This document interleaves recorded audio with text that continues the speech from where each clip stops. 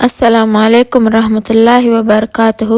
تہجد اگر لاڈلی ہے تو اس تک پہنچ جانے والا اللہ کا سب سے لاڈلا بندہ ہے، اور جب لاڈلا فرمائش کرتا ہے تو اسے رد کرنے کی کوئی گنجائش باقی نہیں رہتی۔ یوں ہی تو نہیں پا لیا تہجد کا سجدہ تم نے، کچھ تو ایسا ناممکن ہے جو تمہارے لیے ممکن ہونے والا ہے۔ اللہ تعالیٰ تمہاری برداشت کی طاقت کو نہیں آزماتا، وہ تمہارے ایمان کا امتحان لیتا ہے، اور انہی کا لیتا ہے جن کو اپنا دوست بنانا چاہتا ہے۔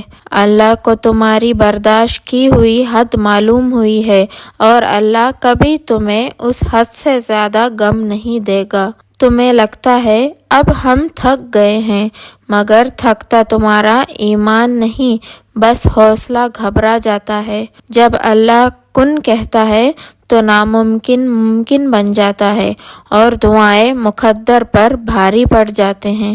فرض نمازوں کے بعد تہجد وہ واحد نماز ہے جو اللہ سے کن کہلوانے کی طاقت رکھتی ہے۔ تمہاری تہجد کی دعائیں تمہارے لیے معجزوں کے راستے بنائیں گے، اور پھر تم دیکھو گے انہیں بھی اپنا مقدر بنتے ہوئے، جن کا ملنا تمہیں ناممکن لگتا تھا۔ دعائیں جب قبولیت کے لیے اللہ کے روبرو ترتیب سے کھڑی ہوتی ہے تو تہجد کی دعائیں سب سے پہلے صف میں ہوتی ہے، وہ صف جسے اللہ نے سب سے پہلے اپنے کن سے نوازنا ہوتا ہے۔ خوبصورت کہانیاں حقیقت یوں ہی نہیں بن جاتی، ان میں صبر، توکل اور دعا بے مثال ہوتی ہے۔ دیر ہو رہی ہے تو ضرور کچھ بہترین ملنے والا ہے، اگر کر رہے ہو صبر تم، ضرور اس کا اجر ملنے والا ہے۔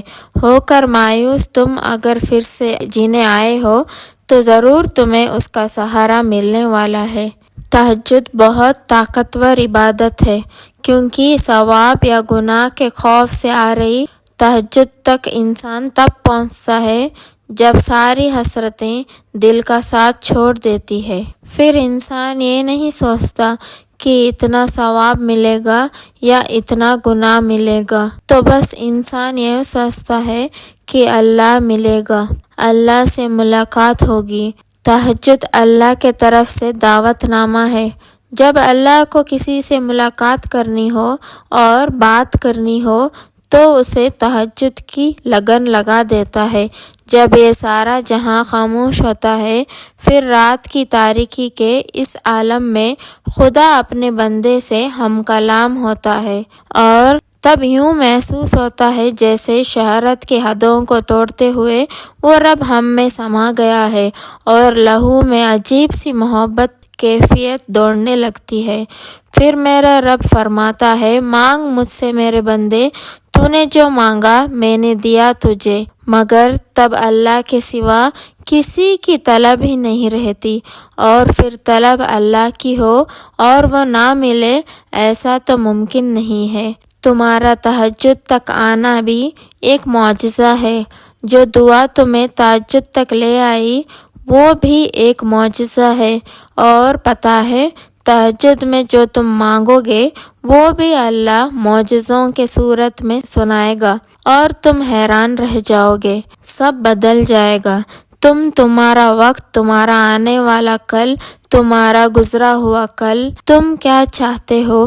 تم رات کو سو اور صبح سب ٹھیک ہوا ہو، تم نہیں، تمہیں تمہاری سوچ تنگ کر رہی ہے، تمہارا درد تمہاری سوچ میں بیٹھا ہے، جو نہ تمہیں آگے لے جانا چاہتا ہے نہ پیچھے۔ تم ٹوٹے ہوئے دل کا فائدہ نہیں اٹھا رہے، یا تو تم مزید اسے توڑنا چاہ رہے ہو یا اس کو اسی وقت ٹھیک کرنا چاہ رہے ہو۔ نہ تو تم خود پر بھروسہ کر رہے ہو نہ اس ذات پر، وہ تو دلوں کو بدلنے پر قادر ہے۔ کیا تمہیں تمہارا رب کافی نہیں ہے؟ تم ایک قدم اس کے جانب جاؤ، وہ 10 قدم تمہیں اور دکھائے گا۔ یقین رکھو، نماز تہجد اللہ تعالیٰ کے قرب حاصل کرنے اور دل کی باتیں کرنے کا بہترین وقت ہوتا ہے۔ اللہ پاک کو انسان کا نیند سے بیدار ہو کر اس کے سامنے سجدہ ریز ہونا اور آنسوؤں کے موتیوں سے اپنی التجا، اپنی دعائیں طلب کرنا بہت پسند ہے۔ یہی وہ وقت ہوتا ہے جب انسان کو مقام سے نواز دیا جاتا ہے۔ قبولیت تو بہت پہلے سے طے ہے تمہارے لیے، دیری تو بس اللہ نے تمہاری دعائیں سننے کے لیے کی ہے۔ معجزے تو ہمیشہ سے تیار کھڑی ہوئی ہے تمہارے لیے، بات کن کی اب صرف تمہارے مانگنے پر رکی ہے۔ اور سب سے بڑی خوش نصیبی تو تمہارا سجدوں تک آ جانا ہے، دعاؤں میں گڑ گڑانا ہے، اللہ کو منانا ہے، اس کے مان جانا ہے، ہدایت پا جانا ہے، اس دل نادان کا اللہ سے لگ جانا ہے، اللہ کی محبت میں وقت تہجد اشک بہانا ہے، پھر اسی کی یاد میں سکون پا جانا ہے۔ تہجد کی نماز اپنے اندر کچھ راز رکھتی ہے جسے صرف اللہ پاک سے محبت کرنے والے ہی جان پاتے ہیں۔ اللہ نے اتنا سکون کرنا کسی بھی وقت نہیں رکھا جتنا تہجد میں رکھا ہے۔ اگر تمہاری دعائیں رد ہی ہونی ہوتی تو تمہیں تہجد تک لایا ہی نہ جاتا۔ تہجد محبت کرنے والوں کے لیے اللہ کے طرف سے ملاقات کا دعوت نامہ ہے۔ تہجد کے وقت اللہ وہ دعائیں بھی سن لیتا ہے جسے دنیا ناممکن کا خطاب دے چکی ہوتی ہے۔ تم اس کے لیے اپنی نیند قربان کرو اور وہ تمہاری جھولی نہ بھرے، ایسا تو ممکن ہی نہیں ہے۔ تہجد کی سب سے بڑی طاقت یہ ہے کہ تہجد تمہارے دل کو اللہ کی طرف موڑ دیتی ہے، پھر انسان کی طلب نہیں جگاتی، پھر اللہ سے ملاقات کی طلب سونے نہیں دیتی، بس پھر اللہ سے محبت ہو جاتی ہے، بے پناہ محبت۔ اور تہجد کی طاقت تو ایسی ہے کہ زندگی دنوں میں بدل جاتی ہے اور کبھی کبھار تو لمحوں میں۔ تہجد روح کے زخموں کا مرہم ہے، تہجد لڑکھڑاتے ہوئے دعاؤں کی قبولیت کی کن ہے۔ تہجد تو محبت کا آخری مرحلہ ہے، جب انسان خود کو گوا کر اللہ پاک کو ڈھونڈنے نکلتا ہے۔